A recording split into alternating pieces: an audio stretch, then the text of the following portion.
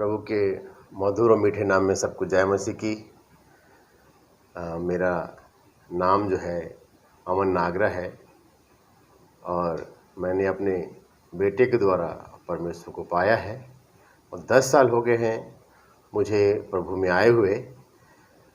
और बहुत सारे सवाल मेरे मन में पहले थे, फिर मसीह में आया और मसीह में चला तो कई ऐसे सवाल परमेश्वर ने मेरे प्रभु ने आंसर दिया, उसे ख़त्म किया।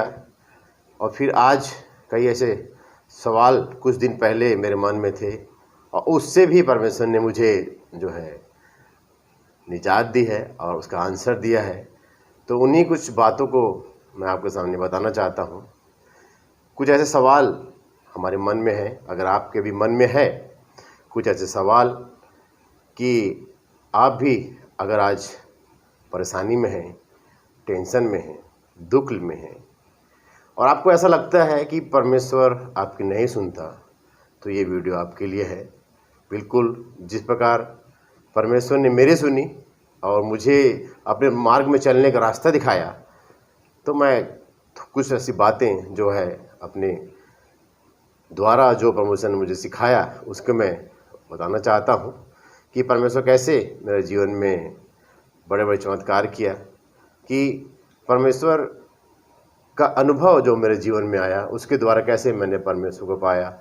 तो आइए मैं चलता हूँ कि मैं कैसे मेरा अनुभव क्या था और क्या है, कैसे मैं परमेश्वर के साथ में चला और कौन से वचनों के द्वारा परमेश्वर ने मुझे आशीषित किया। आइए कुछ समय उन वचनों को निकालेंगे और उससे बोलेंगे, बातचीत करेंगे कि परमेश्वर हमसे क्या बोलना चाहता है। चलो आइए।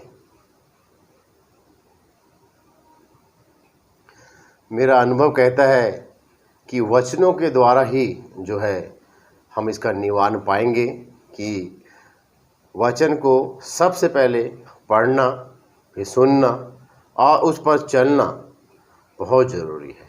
ठीक है, आज हम वचन पढ़ते तो हैं और सुनते भी हैं पर चलते नहीं हैं। परिस्थितियाँ ही ऐसा आती हैं, हमारे जीवन में ऐसी परिस्थितियाँ आती हैं कि हम परीक्षाओं में पड़ जाते हैं और परीक्षाओं के द्वारा फिर हम उस परीक्षा के द्वारा गिर जाते हैं। लेकिन परमेश्वर तब भी हमारी सहायता और मदद करता है। तो आइए मैं बताना चाहता हूँ कि कैसे परमेश्वर सहायता मदद करता है। और आज मैं वो गलतियाँ जो हमने पिछले दिनों में की और जो हमारे पुरखाओं ने गलतियाँ की थी, उसके बारे में भी मैं आप लोगों को बताना चाह रहा हूँ कि हमारे पुरखाओं की गलतियों के कारण भी हम कैसे बच सकते हैं और उनके द्वारा, वचन के द्वारा हम क्या बोलें, परमेश्वर क्या बोलना चाहता है, क्या बातचीत करना चाहता है। तो आइए हम और आगे बढ़ते हैं। बहुत सारी ऐसी बातें हैं जो परमेश्वर में सिखाना चाहता है। तो मैं आपका परमेश्वर के साथ में मेल मिलाप करना चाहता हूँ। इससे पहले मैं भी परमेश्वर के साथ चलता था और सोचता था कि मसीह में हूँ, मैं स्वर्ग भी जाऊँगा, मैं निश्चिंत है मेरा। और बहुत सारी ऐसी बातें मैं बताना चाहता हूँ, क्योंकि सब जितनी भी बातें हमारे लिए लिखी हुई हैं वो वचन से बाहर नहीं है, वचन में ही सब कुछ लिखा हुआ है। तो परमेश्वर हर एक वचन के द्वारा हमें समझाता है और बताता है। और परमेश्वर ये भी बताता है कि जो घटनाएं इन पवित्र शास्त्र में हुई है, उन समय में हुई है, वो घटनाएं आज भी वो हो रही हैं और बहुत सारी बातें हमारे जीवन में हो रही हैं कि हम क्या करें। आइए एक दो वचन हम निकालना चाहेंगे और कुछ गलती, कौन सी गलती ऐसी हमसे होती है उन गलतियों को बताना चाहूँगा। सबसे पहले अगर हम सोचेंगे कि पुराना, कई लोग ऐसा होता है कि पुराने नियम को नहीं फॉलो करते हैं और कई ऐसे लोग हैं जो नए नियम को ही ज़्यादा फॉलो करते हैं, बोलते हैं नए नियम, लेकिन सब चीज़ों में चूक जाते हैं। और पुराने नियम को, नए नियम को, दोनों को हमको जो है इंक्लूड करके चलना है। जिस प्रकार मैं जो बताना चाह रहा हूँ इन वचनों के द्वारा, इन वचनों को नए नियम में पुराने नियम के बारे में क्या गलतियाँ हुई उसके बारे में परमेश्वर बताना चाहता है। तो मेरे साथ निकालेंगे इब्रानियों की पत्री, उसका 3 अध्याय, उसका 7 से लेके 12 तक मैं कुछ ऐसी बातें, कुछ ऐसी घटनाएं उस समय जब हुई उसको मैं आपके सामने में व्यक्त करना चाहता हूं। और धीरे धीरे मैं आपको परमेश्वर की उन बातों की ओर लेके जाऊंगा जो परमेश्वर हमें वचन के द्वारा समझाता है कि हमें आज के समय में परमेश्वर के साथ चलने के लिए क्या करना है। तो आइए निकालेंगे इब्रानियों उसका 3 अध्याय उसका 7 वचन से 12 वचन तक पढ़ेंगे।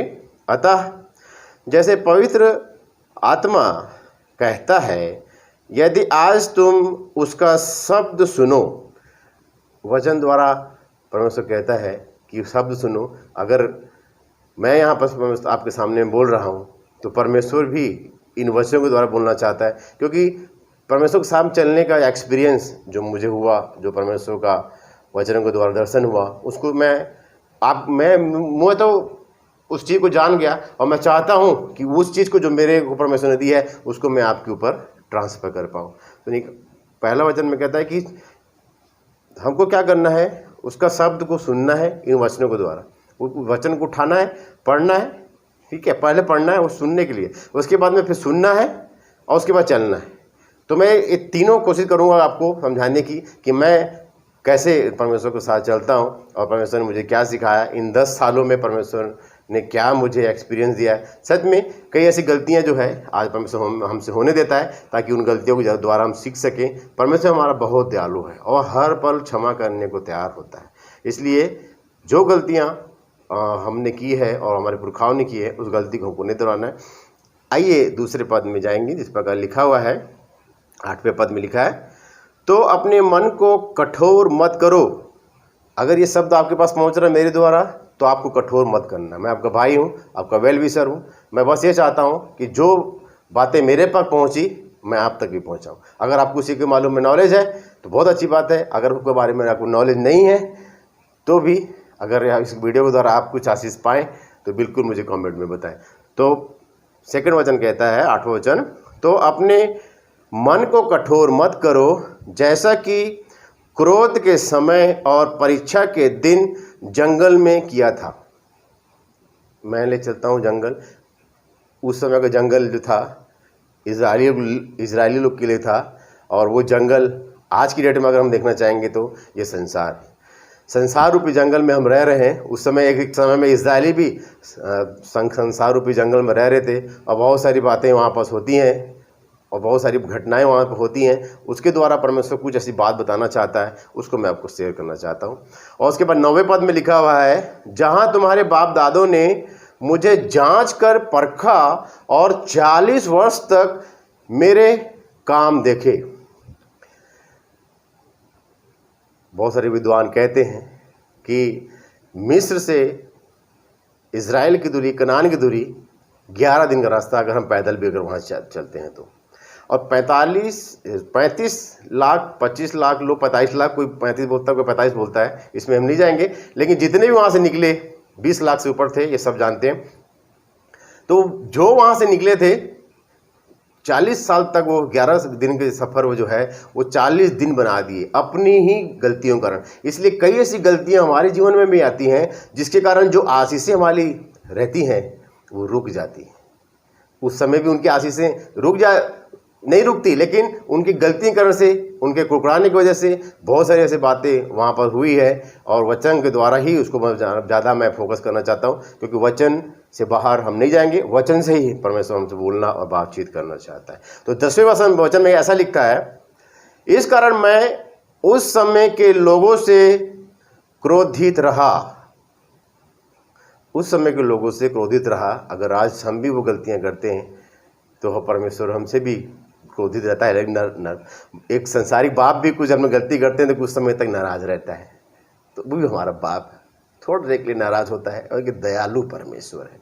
दयालु परमेश्वर, उसके जैसा परमेश्वर कोई नहीं है। कोई ऐसा परमेश्वर नहीं है जो इतनी दया कर सके। आज हम अनुग्रह के युग में है। उस समय शुरू में जो भी गलती करता था तुरंत उसके परिणाम मिलते थे, लेकिन आज हम अनुग्रह के रूप युग में है तो परमेश्वर हम उसमें भी हमारी सहायता मदद करता है, ताकि बार बार मौका देता है कि हम उस चीज़ से हम सीख सकें। फिर से पढ़ेंगे 10वां वचन, इस कारण मैं उस समय के लोगों से क्रोधित रहा और कहा, इनके मन सदा भटकते रहेंगे और इन्होंने मेरे मार्गों को नहीं पहचाना। इन्होंने मेरे मार्गों को नहीं पहचाना। और हम उसके मार्ग को नहीं पहचानते हैं। वचन से हम अगर नहीं चलते हैं और वचन के अनुसार अगर नहीं चलते हैं तो परमेश्वर ही हमको कहेगा कि मैंने तुम्हें नहीं जाना। ठीक है, तो हमारे मन के हट के कारण परमेश्वर जो है ये सब बातें कह रहा है, और वो भी उन्होंने भी अपने मन को हटीला कर दिया। बहुत सारी बातें हम जानते हैं कि इजराइली जो निकले, बहुत सारी घटनाएं वहाँ पर हुई है और बहुत सारी बातें वहाँ पर हुई है जिसको देख के भी उनके मन जो है भड़क जाते थे। और आज भी वही समय है। कई ऐसी बातें हम जब चर्च जाते हैं, जब वचन पढ़ते हैं, जब उसको मनन करते हैं तो कुछ ऐसी बातें हमको काउंट करती हैं, पवित्र आत्मा हमारी सहायता मदद करता है। लेकिन जब हम कुछ ऐसी परिस्थितियों में फंसते हैं तब फिर से हम उन घटनाओं में चले जाते हैं और हम उस परिस्थिति में पढ़ के समस्या में पड़ जाते हैं, परीक्षाओं में पड़ जाते हैं, और परीक्षाओं के द्वारा परमेश्वर हमको इतना, आप याद रखिए, अगर हम गलती करते हैं तो हमारा प्रभु हमें ताड़ना भी देता है और हमें सिखाता है और वचन से बोलता है, बातचीत करता है। इसलिए वचन से बाहर कुछ ना करें। जो वचन परमेश्वर कहता है, जो आज्ञाएं परमेश्वर कहता है, जो वाचा उसने बांधी है, वो अपनी वाचा का पालन कर रहा है, तो हमको भी चाहिए कि आज हमें भी उसकी वाचा का पालन करना है। तो आइए 11वें वचन में फिर जाएंगे। तब मैंने क्रोध में आकर शपथ खाई, वे मेरे विश्राम स्थान में प्रवेश करने न पाएंगे। परमेश्वर का विश्राम स्थल स्वर्ग में है, हम जानते हैं, और परमेश्वर वहीं के लिए इंटीमेशन किया है। ये सारी बातें जो घटनाएं हुई हैं ये उन लोगों के लिए तो थी ही, लेकिन उन परमेश्वर को मालूम था कि अपने इकलौते पुत्र को मुझे भेजना पड़ेगा इस संसार में, क्योंकि साधारण मनुष्य की तो बात नहीं। कोई भी साधारण मनुष्य दुष्ट पे हम जीत प्राप्त नहीं कर सकते। वचन से, पवित्र आत्मा से और परमेश्वर के नाम से, यीशु मसीह के नाम से हम परमेश्वर के नाम से जो है विजय प्राप्त कर सकते हैं, जीत प्राप्त कर सकते हैं। ठीक है, तो परमेश्वर का वचन कहता है 11 वचन, वह तब मैंने क्रोध में आकर शपथ खाई, वे मेरे विश्राम स्थान में प्रवेश न करने पाएंगे। तो ये शपथ आज भी लगातार बरकरार जरूरी है, और ये आज भी हमारे ऊपर डिपेंड करती है कि परमेश्वर इस वचन को आज भी कहता है, इस बात को करना चाहता है। तो निकालेंगे फिर उसके बाद फिर 12वां पद। देखिए ये 12वां पद आखिरी पद है, इसके द्वारा भी परमेश्वर कुछ ऐसी बातें बताना चाह रहा है, इसको मैं बताना चाहूँगा। और कोई भी बात ऐसी है जो परमेश्वर के वचन से बाहर है, बिल्कुल उसे बाहर कर दें, और परमेश्वर के वचन के अनुसार जो भी बातें हैं, अगर परमेश्वर साक्षात यहाँ पर आके अपने मुंह से बात नहीं कर सकता, इसलिए परमेश्वर ने इस पवित्र शास्त्र को दिया। जब लाजर और धनवान व्यक्ति मरा तो एक अधोलोक में गया, एक अब्राहम की गोद में गया लाजर जो है, और वहाँ जब धनवान व्यक्ति तड़पता था और बोलता था कि मुझे केवल एक पानी का एक टच करवा दो, उसको महसूस करना चाहता था वो पानी को, तो कितनी वहाँ पर सड़न है, जलन है, जिससे जल के वो ये बातें बोल रहा था। तो परमेश्वर ने क्या कहा, परमेश्वर का वचन क्या कहता है कि उनके पास भविष्यवक्ताओं की पुस्तक है, उन्हें उठाएं और पढ़ें और उस पर चलें। तो वही दिन आज भी है। तो वचन से बाहर हमें नहीं जाना है। हो सके तो रोज हर समय तो नहीं बोलूँगा मैं, लेकिन 24 घंटे में 2 घंटे 40 मिनट बिल्कुल प्रभु को दें और परमेश्वर की महिमा करें। आगे मैं बताना चाहता हूँ कि क्या परमेश्वर कहना चाहता है। ठीक है, उसके बाद 12वां पद हम निकालेंगे। 12वें पद में क्या कहता है? 12वें पद में कहता है, हे भाइयों चौकस रहो कि तुम में ऐसा बुरा और अविश्वासी मन न हो। पहली बात यह है कि हमारे अंदर में अविश्वासी मन, क्योंकि उनके मन में भी, इजराइलियों के मन में भी उस समय जो है अविश्वासी मन था। ठीक है, एक समय शुरू में जब हम देखते हैं कि आदम और हव्वा, उनके मन में भी एक समय में जब दुष्ट ने आके उन्हें बरगलाया तो बिल्कुल गिर गए, और उन्हीं के चलते जो है आज सारे सिस्टम जो है परमेश्वर का उल्टा पुल्टा हो गया। लेकिन सब कुछ परमेश्वर करता है। मैं आज आपको बताना चाहता हूँ कि ऐसी कोई भी बात नहीं है कि परमेश्वर उसी को नहीं करता हो। मैं आज केवल परमेश्वर, मैं शैतान की बात नहीं करूँगा, क्योंकि शैतान की कोई भी औकात नहीं है कि परमेश्वर के सामने टिक सके। ठीक है, उसके बाद में मैं प्रार्थना नहीं करूँगा कि इस बात को जो मैं बताना चाह रहा हूँ और परमेश्वर जो मिलाना चाहता हूँ वो आप गंभीरता से उसे लें और समझ पाए। तो शैतान को भी जब जब जरूरत पड़ी, परमेश्वर सारी परमेश्वर की योजना है। परमेश्वर का वचन कहता है यिर्मयाह 29:11 में कि जो भी कल्पनाएं मैं तेरे लिए करता हूं वो तेरे हानि के लिए नहीं है, वो लाभ के लिए है। तो परमेश्वर जो भी हमारे लिए कल्पना करता है, सोचिए परमेश्वर हमारे लिए कल्पना करता है तो हमारी हानि के लिए लाभ की होती है। ठीक है, तो इस प्रकार परमेश्वर और भी परमेश्वर आशीष करेगा इन वचन के द्वारा। हे भाइयों चौकस रहो, हमें चौकस रहना है, चौकन्ना रहना है हर समय, क्योंकि अगर वचन हमारे पास रहेगा तो हम चौकस रहेंगे, चौकस रहेंगे। ठीक है, तो वचन से बाहर ना जाएं। सुबह शाम रात जब परमेश्वर वचन में जब जिस समय बात करे बिल्कुल उठाओ और वचन से पढ़ो। जब पवित्र आत्मा ख्याल करे वचन उठाओ और परमेश्वर से बात करो। तो मैं आगे बताना चाहता हूं, हे भाइयों चौकस रहो कि तुम में ऐसा बुरा और अविश्वासी मन ना हो। ये पहली बात है। अविश्वास तो है नहीं, परमेश्वर है। परमेश्वर का वचन कहता है वो है और अपने खोजने वाले को प्रतिफल देता है। परमेश्वर ने कह दिया वचन में, वो करेगा। ठीक है, जो परमेश्वर ने वचन में उठा के जितनी भी बातें अगर उस वचन में लिखी हुई हैं, बाइबल में लिखी हुई हैं, परमेश्वर को आप उठा के पढ़ो और कौन सी बात नहीं पूरी होगी ये परमेश्वर से पूछो, बिल्कुल पूछो। परमेश्वर ने हर एक बात पूरी की है और परमेश्वर बताना चाहता है इन वचनों के द्वारा कि तुमसे सीखो कि मैंने हर बात पूरी की है और हर वाचा को मैंने जो है निभाया है। परमेश्वर ने हर वाचा को निभाया है और हमें भी उस वाचा को निभाना है, ये आगे में हम जानेंगे। ठीक है, तो हमारे अविश्वासी मन ना हो, तुम्हें जीवते परमेश्वर से दूर हटा ले जाए। ऐसा अविश्वासी मन अगर हमारे पास है तो परमेश्वर से हम दूर हो जाएंगे। फिर हम सोचते हैं कि परमेश्वर हमारी क्यों नहीं सुनता। हम प्रार्थना करते हैं, हम उपवास करते हैं, बहुत सारी बातें ये संसार में हो रही है। अभी लॉकडाउन का समय चल रहा है। मैं जानता हूँ प्रभु के सेवक दास भी बहुत सारे हैं इस संसार में कि कभी किसी से मांगते नहीं, परमेश्वर से ही उनको खिलाता है और बहुत सारी बातें होती हैं। बिल्कुल अगर आपको लगे अगर आपके पास कुछ है तो बिल्कुल प्रभु दासों को जो है बिल्कुल उनकी हेल्प करे, और परमेश्वर तो करता ही है, जो अगुवाई करता है परमेश्वर उनके साथ में करे। तो परमेश्वर का वचन कहता है कि हमारे अंदर में अविश्वासी मन नहीं होना चाहिए, जो प्राण के साथ में जुड़ा रहता है, हमारे प्राण के साथ में जुड़ा रहता है। ठीक है, और देह प्राण आत्मा के बारे में एक अलग टीचिंग है, उसको भी मैं कभी दूंगा आपको। बहुत ही गहराई टीचिंग है, बहुत ही गंभीरता से उसको सोचने वाली टीचिंग है।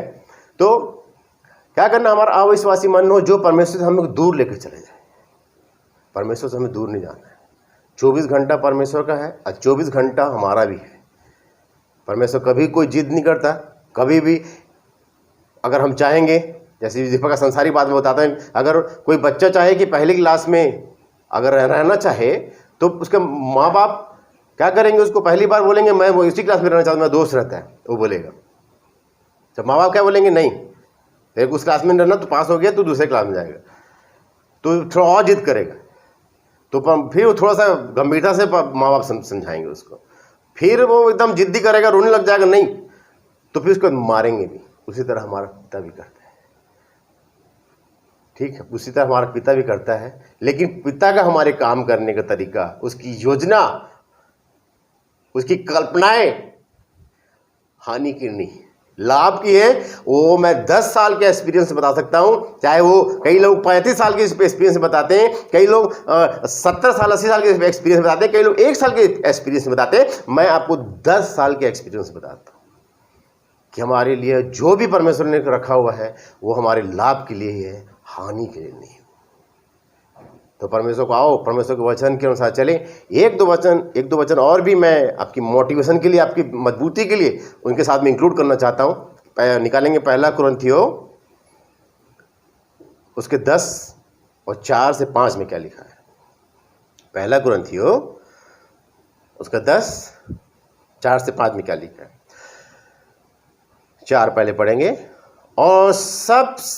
और सब ने एक ही आत्मिक जल पिया। हम कोई अलग नहीं है, जो भी मसीह में है सब ने एक ही जो है आत्मिक जल को पिया है। परमेश्वर का वचन कहता है पिया, क्योंकि वे उस आत्मिक चट्टान से पीते थे जो उसके साथ साथ चलती थी। वही इस्राएलियों के साथ में वो चट्टान उसके साथ साथ चलती थी। ठीक है, उसके साथ साथ चलती थी। वो चट्टान कौन, आगे देखेंगे, से पीते थे जो उनके साथ साथ चलती थी, और वह चट्टान मसीह है। प्रभु यीशु मसीह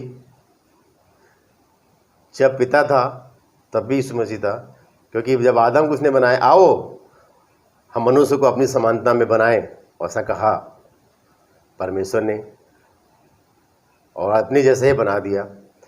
तो किसको कहा आओ? उस समय यीशु मसीह, पिता, पुत्र, पवित्र आत्मा तीनों उस जगह में मौजूद था, और परमेश्वर ने, यीशु मसीह ने, पवित्र आत्मा ने मिलकर, क्योंकि उनके मन एक है। आदमी, हमारे मन एक नहीं होते, क्योंकि हमारे अंदर में भी पहली देह, दूसरा प्राण और तीसरा आत्मा है। ये तीनों कभी भी इंक्लूड नहीं होते। प्राण और देह ये दोनों एक साथ रहते हैं, आत्मा को उन लोग अलग कर देते हैं। और जो हम आज पाप करते हैं, शरीर से करते हैं, प्राण से करते हैं, आत्मा हमारी पाप नहीं करती। तो अगर, लेकिन इस दोनों के चलते हमारी जो आत्मा है वो अधोलोक में जरूर चले जाएगी इनके पाप करने से। तो आज हमें तीनों को इंक्लूड करके चलना, जैसे पिता, पुत्र, पवित्र आत्मा की एक ही बात है, वो एक ही बात बोलते हैं, कभी भी हम उनकी बात अलग नहीं होती है। उसी तरह हमारी देह, प्राण और आत्मा को परमेश्वर एक करना चाहता है इन वचनों के द्वारा ही हम एक हो सकते हैं। एक हो सकते हैं हम इन वचनों के द्वारा ही मेरे भाइयों, एक हो सकते हैं। ठीक है, आगे देखेंगे। चट्टान कौन था? मसीह था। वो क्या करते थे इस्राएल लोग? ठीक है, वो चट्टान मसीह था। देखिए, इजरायली लोग के कुड़कुड़ाने के चलते जो है मूसा भी कनान देश नहीं जा पाया प्रियो। ठीक है, तो दूसरे भी आएंगे, हमें कुड़कुड़ाएंगे, हमें ताना देंगे, हमें ऐसी ऐसी बातें बोलेंगे, लेकिन हमें परमेश्वर के वचन को थामे रहना है। अगर है, पढ़ेंगे, सुनेंगे, उस पर चलेंगे, तो ही हमारे पास रहेगा। तो पढ़ने से कुछ नहीं होगा और सुनने से भी कुछ नहीं होगा, पढ़ के सुन के चलना पड़ेगा। तो इस पवित्र शास्त्र के वचनों को पढ़ता, मानता और चलता है। ठीक है, सुनता, माना, चलता, जो भी आप बोल ले, तो हमें सबसे पहले उसको पढ़ना है, सुनना है और उस पर चलना ही है। अगर हम पढ़े लिखे हैं तो, और अनपढ़ है तो सुन के चले। तो परमेश्वर बहुत ही दयालु परमेश्वर है, तभी उसने आज हमारे अनुग्रह रखा है हमारे ऊपर। आज हमें हमारे जो जीवन को अनुग्रह में इसीलिए रखा है कि परमेश्वर के हम साथ साथ चले और उनकी बातों को माने। उस समय जब चट्टान पे मूसा ने 2 बार मारा, वही उसने गड़बड़ कर दी, क्योंकि मूसा लगातार कंटिन्यू इतना सहता रहा, इतना नम्र दीन व्यक्ति बन गया। वो इतना नम्र दीन व्यक्ति, एक समय में मिस्र के एक व्यक्ति को मार दिया था, उसके चलते उसको वहाँ से निकलना पड़ा। बहुत सारी ऐसी बातें वहाँ पर हुई, उसको हम जानते हैं।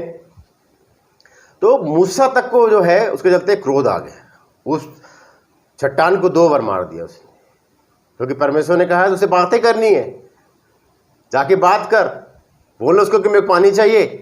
तो उसको क्या करना चाहिए था? बात करना चाहिए था, पानी के लिए बोलना चाहिए था। तो उसको क्या किया? 1 बार नहीं 2 बार मार दिया। और एक बार और जो है पानी की जरूरत थी, तो परमेश्वर ने कहा लाठी से मार, और लाठी से मारा, पानी निकला, उन लोगों ने पिया।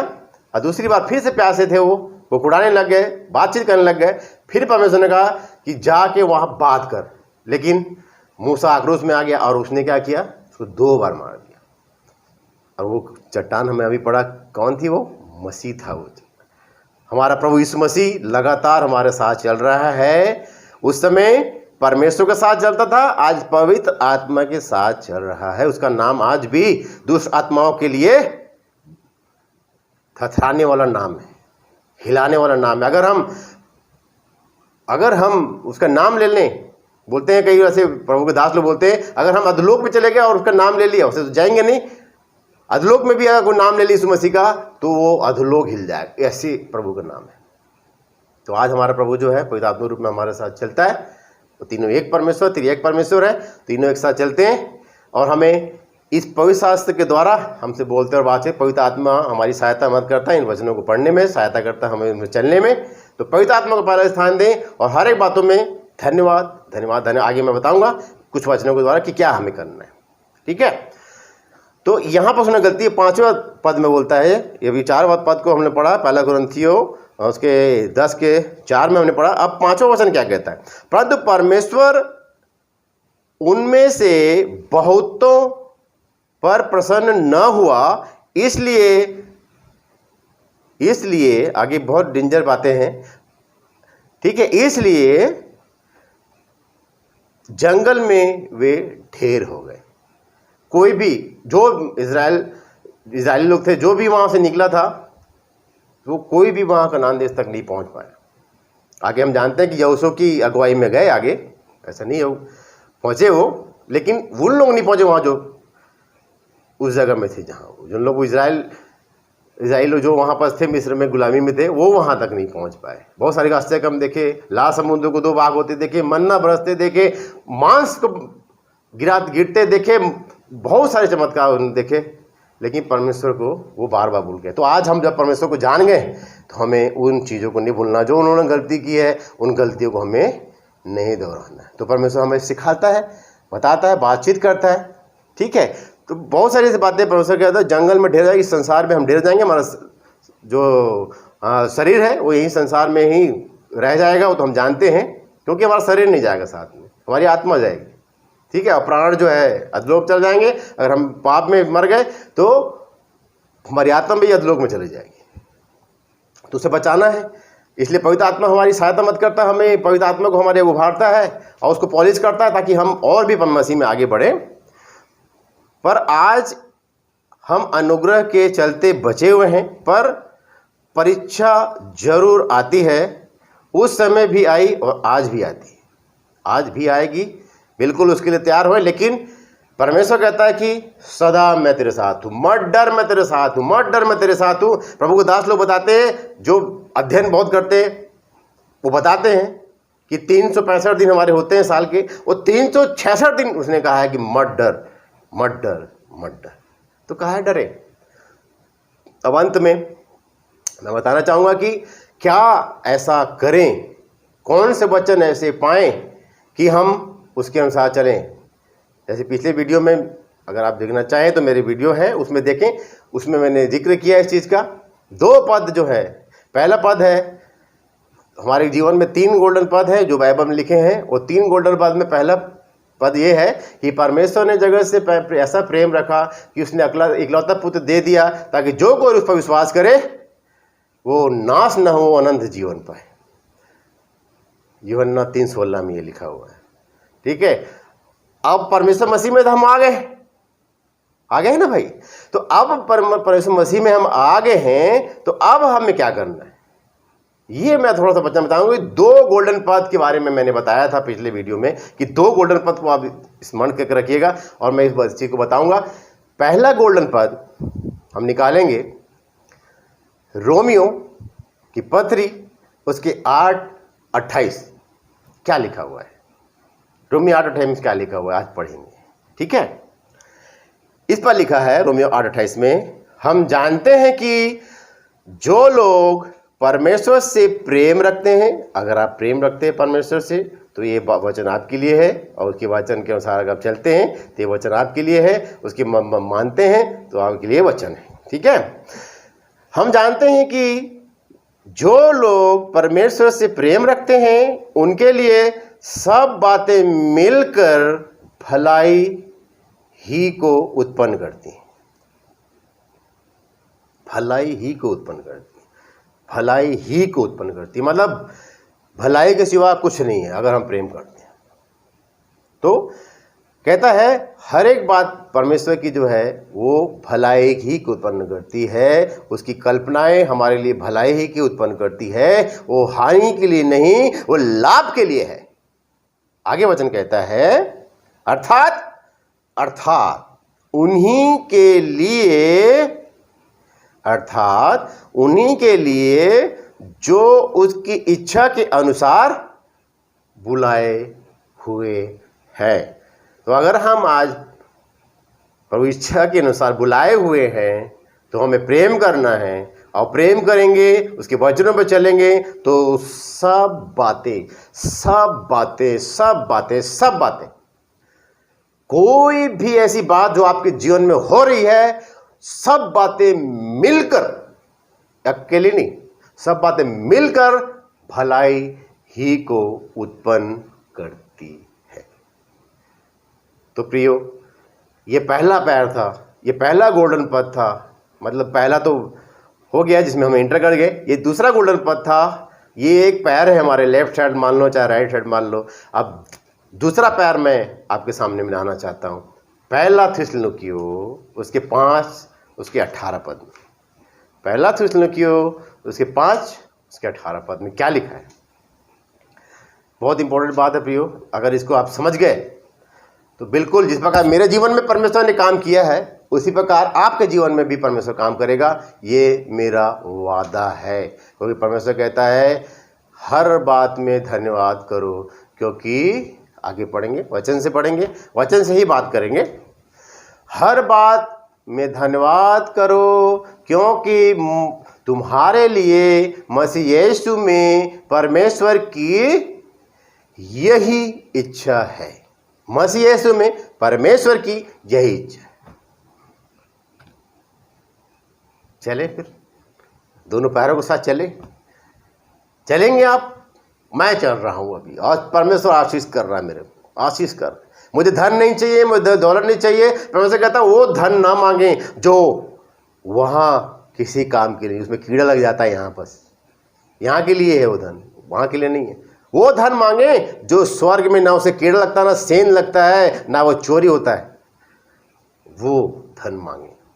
धन दौलत से अगर कोई जाना अगर ले जाए तो बिल्कुल हम जिस प्रकार जानते हैं, माइकल जैक्सन भी एक ऐसा व्यक्ति था जिसके पास हर एक सुविधाएं थी, लेकिन 51 साल की उम्र में ही वो चाहता था कि उसने अपने ऐसा व्यवस्था किया था कि वो 100 साल तो आराम से जीता, ऐसा उसके मन में था।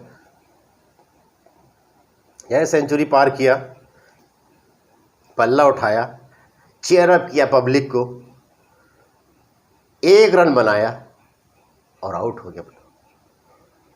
आउट हो गया। ये तो संसार रूपी लोग थे, लेकिन हम आत्मिक लोगों के लिए अगर ये दोनों वचन हमारे 2 पैर हैं तो हमें चलना आ जाएगा। मैं चल रहा हूं, आप चल के देखिए। बिल्कुल अगर आपके जीवन में काम करे तो बिल्कुल आप मेरे को कमेंट करके बताएं कि आपके जीवन में काम कर रहा है। पहला, जो परमेश्वर से प्रेम करते हैं उनके लिए सब बातें मिलकर भलाई को उत्पन्न करती हैं, उन्हीं के अनुसार जो उसकी इच्छा के अनुसार बुलाए गए हैं। दूसरा, हर बात में धन्यवाद करो, क्योंकि मसीह यीशु में परमेश्वर की यही इच्छा है। और मैं लगातार हर वीडियो में इस वचन के द्वारा ही बोलूँगा, बातचीत करूँगा। अगर आप नेक्स्ट वीडियो अगर देखना चाहते हैं तो बिल्कुल और भी इसमें मैं आगे बढ़ना चाहूँगा और अच्छी सी बातें बताना चाहूँगा। अगर आप देखना चाहते हैं बिल्कुल देखें। बाकी बहुत सारे ऐसे मैंने देखे हैं और नया भी हमने खोला है अपना YouTube, Jesus coming soon ministry, क्योंकि परमेश्वर यीशु मसीह बहुत जल्द आने वाले। उसने कहा कि देख मैं शीघ्र आने वाला हूँ और प्रतिफल मेरे पास है। परमेश्वर देख अपने आने पहले ही बोल दिया था, वो कभी भी आ सकता है। इसलिए परमेश्वर के लिए आने के लिए तैयार रहें, उसके वचन के अनुसार चलें। ये 2 गोल्डन पद को अपने जीवन में ले लें। अब आपका एंटर हो गया है 3 यूहन्ना 3:16 के अनुसार। अब 2 पैर के अनुसार जब हम चलेंगे, अब एक बार हमने पश्चाताप कर लिया है, अब दोबारा हम मसीह को नहीं टांगेंगे। जिस प्रकार उस समय भी मैं कुछ ऐसी बात बताऊं, आगे भी बताऊंगा कि कैसे हमें क्या करना चाहिए और परमेश्वर में बढ़ने के लिए। अगर ये गोल्डन 2 पद, इस 2 गोल्डन पद से बात करेंगे, अगर ये 2 गोल्डन पद आपके जीवन में नहीं है तो हम परमेश्वर में, मसीह यीशु में परमेश्वर की इच्छा के अनुसार नहीं चल पाएंगे। अगर हम चलना है तो ये गोल्डन पद हमको रखना है अपने जीवन में। मेरे जीवन में काम किया, जरूर आपके जीवन में काम करेगा, कॉन्फिडेंस के साथ कह सकता हूँ मैं। तो मैं प्रभु को धन्यवाद करता हूँ। प्रभु बोलता है, बातचीत करता है। अगले वीडियो में और मैं ये वीडियो यही ख़त्म नहीं होती है, बहुत सारी बातें ऐसी मैं आगे बताना चाहूँगा कि कैसे और भी परमेश्वर में हम आगे बढ़ सकते हैं, प्रभु की महिमा कर सकते हैं। और हो सके तो यूट्यूब में बहुत सारे सेवक दास हैं, उनको भी सुना करें और उनको भी लाइक करें, शेयर करें उनको भी। और अगर हमको भी करेंगे तो वो हम और भी आपको वीडियो पे भेज सकते हैं। और भी जो वीडियो आपके पास आएगी, हम पैसा वैसा के लिए नहीं करते, पैसा कमाने के लिए हमारे में नहीं है, लेकिन परमेश्वर ने जो हमें दिया है उसको हम बांटना चाहते हैं। परमेश्वर ने कहा मैं अपनी शांति दिए जाता हूँ ताकि उस शांति के द्वारा तुम भी और को दूसरों को शांति दे सको। तो हमें परमेश्वर ने शांति दी है, मुझे शांति दी है, और मैं चाहता था कि इन वचनों के द्वारा आपको भी शांति मिले, आपको भी आराम मिले। और आई होप अगर मिला होगा तो मैं प्रभु धन्यवाद करता हूँ कि और भी परमेश्वर आपको बढ़ाए, आगे बढ़ाए, और परमेश्वर आपको ढेर सारी आशीष दे। अब मैं प्रभु धन्यवाद करता हूँ और सबको जय मसीह बोलता हूं। जय मसीह की।